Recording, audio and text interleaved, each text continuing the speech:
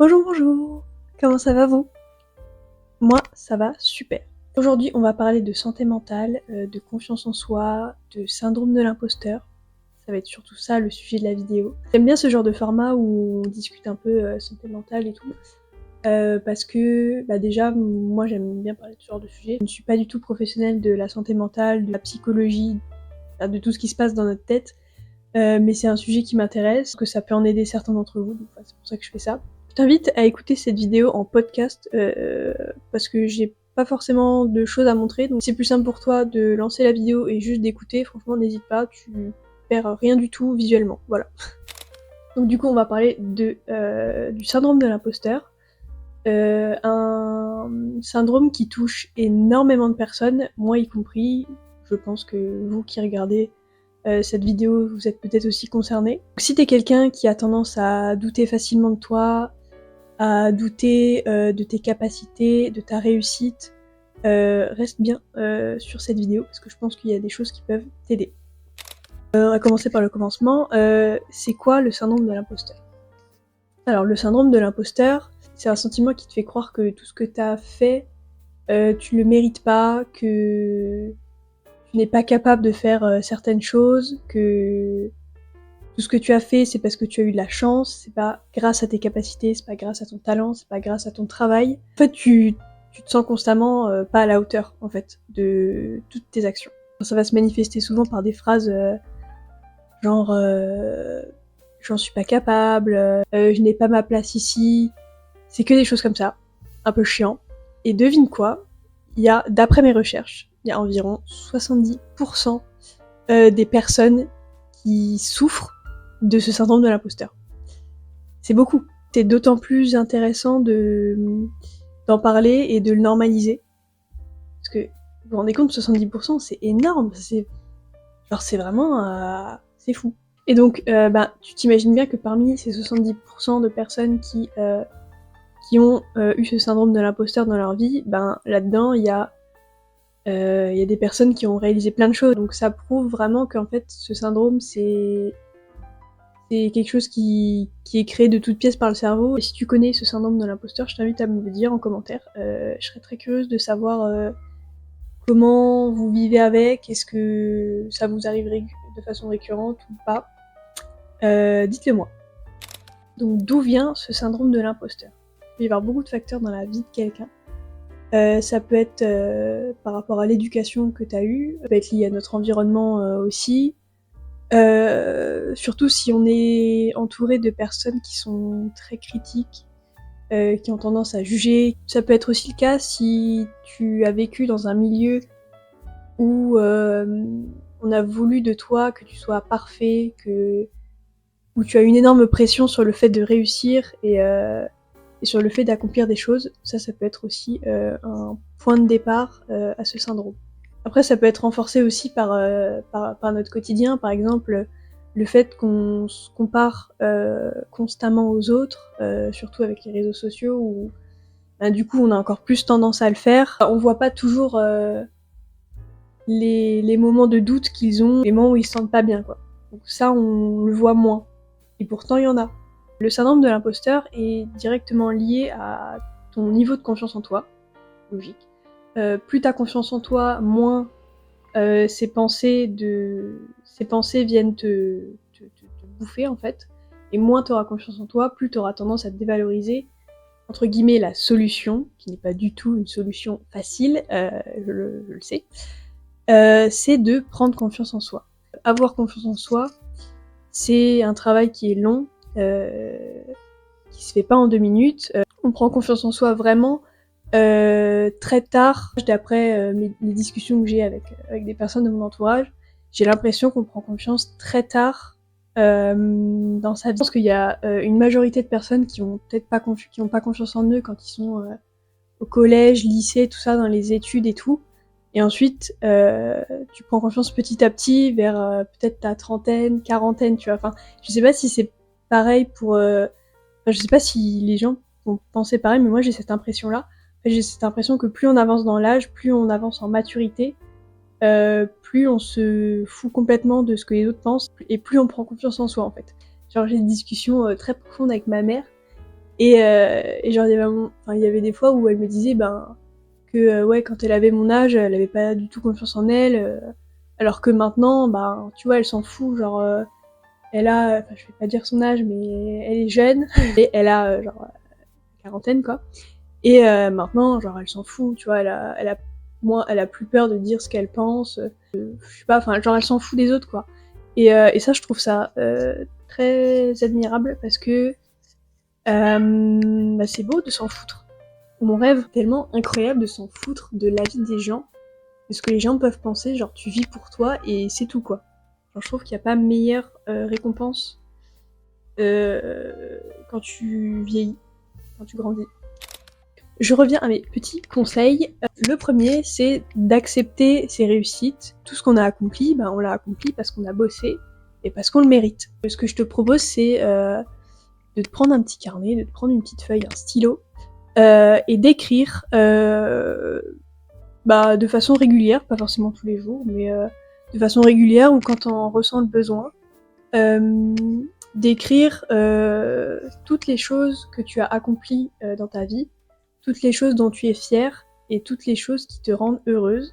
Ça peut paraître super con, mais franchement, quand t'as des petits moments où t'es pas trop bien, où tu doutes et tout, c'est pas mal. Après, le deuxième conseil que je peux te donner, c'est pas facile, c'est aussi un travail qui prend du temps, c'est d'arrêter de se comparer aux autres. Je te dis ça, mais moi-même j'ai énormément de mal à ne pas me comparer parce qu'en fait, surtout dans notre génération, je pense, c'est omniprésent en fait. Le fait de se comparer, c'est tout le temps. Ce qui est con, c'est que la comparaison, c'est le truc qui tue ta confiance en toi. Genre vraiment, t'auras beau construire tout ce que tu veux, toute la confiance en toi que tu as, le fait de se comparer, ça fout un coup à ta confiance en toi. Il faut que tu gardes en tête que chaque personne a son parcours, chaque personne avance à son rythme. Je te proposais plutôt de te concentrer sur ta propre progression et de la façon dont toi tu avances, plutôt que de te comparer aux autres et de te dire que machin a accompli ça et moi je suis une merde. Genre, non, ça c'est pas fou. Moi, il y a un truc qui me fait baisser ma confiance en moi, par exemple, quand je vais sur les réseaux sociaux et que je vois, surtout sur TikTok, que je vois des gens qui ont 18, 20, 21 ans, qui ont déjà fait beaucoup de choses dans leur vie, qui ont peut-être lancé leur entreprise, qui sont entrepreneurs, qui font plein de trucs, qui commencent déjà à gagner plein de sous, qui font des voyages et tout. Il y a aussi la face cachée, qu'on ne sait pas. Mais quand je vois ça, je me dis merde, j'ai 23 ans et j'ai pas... Genre j'ai l'impression d'avoir loupé quelque chose, genre j'ai loupé le train quoi. Enfin je sais pas, genre j'ai l'impression d'avoir loupé un truc dans le sens où eux à 20 ans ils ont déjà tout ça. Et moi à 23, genre j'ai rien... J'ai pas lancé mon truc, tu vois. Et je me dis, trop bizarre. Alors que c'est complètement con parce que tu te dis, chacun a un parcours de vie différent. Eux, ils se sont lancés peut-être tout de suite, ils ont peut-être pas fait d'études, ils ont peut-être pas vécu des choses que moi j'ai vécues. Et enfin, ça n'a pas de sens. Genre, tu peux pas comparer parce qu'on n'a pas la même vie, tu vois. Et j'essaie de me dire ça, hein, mais petit à petit, ça évolue. Hein. Je commence à me dire que moi, je fais mes trucs de mon côté, des trucs qui me plaisent, et eux, ils font leurs trucs qui leur plaisent de leur côté, de la façon dont ils ont envie de les faire. Donc du coup, vraiment, j'insiste, concentre-toi sur toi, et concentre-toi sur tes actions, ton parcours, et tes envies, surtout. Voilà. Autre petit truc que j'ai déjà dit dans d'autres vidéos, c'est d'essayer petit à petit de modifier ta petite voix dans ta tête, tu vois. Genre par exemple, quand tu te dis ouais je vais pas y arriver, ouais machin. Non, non, non, non, non. Tu remplaces ça tout de suite, je ne veux pas l'entendre. Tu remplaces ça tout de suite par je vais y arriver, je vais faire de mon mieux, ça va bien se passer.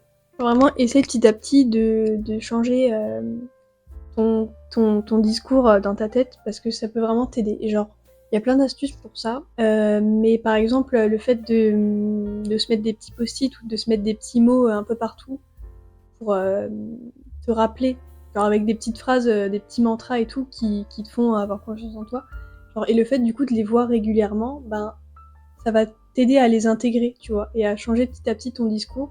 franchement, je trouve que c'est une bonne idée. Mon prochain projet, je pense que je vais le faire en vidéo, ça peut être cool. Genre, j'aimerais trop faire un vision board au-dessus de mon bureau, parce que c'est là où je suis le plus souvent. Et avec plein de mantras, plein de citations, plein de mots motivants. Ça, je pense que c'est une bonne idée, faire un vision board. Donc pourquoi pas, ça peut être dans un vlog ou je sais pas.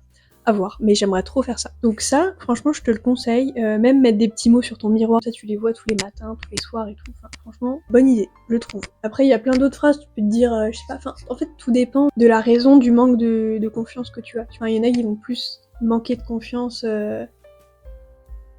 physiquement, il y en a qui vont plus manquer de confiance moralement, mentalement, enfin je sais pas si vous voyez ce que je veux dire, mais ça a toujours un rapport avec le syndrome de l'imposteur, mais je sais pas, par exemple, si t'as un complexe ou physique ou un truc, tu vas mettre des mots en mode je suis belle, je suis incroyable, je suis éblouissante. Genre tu vois que des trucs comme ça, et franchement moi ça m'aide de fou. Petit à petit, c'est mon discours intérieur il change. Genre maintenant j'ai beaucoup plus confiance en moi physiquement qu'il y a 5-10 ans quoi. Et c'est fou, et c'est que avec des trucs comme ça. C'est des affirmations positives, c'est ton entourage aussi qui joue énormément, qui est censé te valoriser et booster ta confiance en toi, ça c'est hyper important aussi. C'est un travail qui est long, mais franchement, ça a tellement contribué à la confiance que j'ai maintenant en moi. Après, tout dépend de ce qui marche pour vous. Il y en a, c'est plus des trucs visuels, ça va être plus des trucs que tu entends, il y en a, c'est plus des trucs que tu vas faire, tu vois. Alors par exemple, je sais qu'écouter des podcasts aussi, il y en a que ça peut aider. Enfin, j'ai l'impression d'avoir jamais le temps d'écouter des podcasts, alors que c'est complètement débile, parce que tu peux en écouter en faisant tout et n'importe quoi. Je sais que ça peut aider beaucoup, donc c'est à toi de voir ce qui te convient le mieux. Quatrième truc, se fixer des objectifs qui sont réalistes et réalisables. Il y a des gens qui se fixent des objectifs qui sont beaucoup trop élevés et qui vont forcément être déçus, tu vois. Mais en fait, le truc, c'est qu'avec ça, tu vas être forcément déçu parce que, genre, tu peux pas tout de suite arriver en haut alors que t'es tout en bas, tu vois ce que je veux dire? Donc si tu découpes cet objectif en petits paliers, tu vois, forcément t'auras beaucoup moins de déception, ce sera beaucoup plus facile pour toi d'aller en haut, tu vois, en faisant en passant des petites étapes. Le fait d'être déçu, c'est genre forcément tu vas te sentir comme une merde et tu vas te dire que t'es en échec, que t'as pas été capable d'atteindre ton objectif de fou. Donc forcément ça va te mettre à terre. Alors que si t'as plusieurs petits objectifs que à chaque fois t'arrives à atteindre, mais forcément ça va être un cercle vertueux de la réussite, parce que tu vas les enchaîner en fait, vu que ce sera beaucoup plus simple.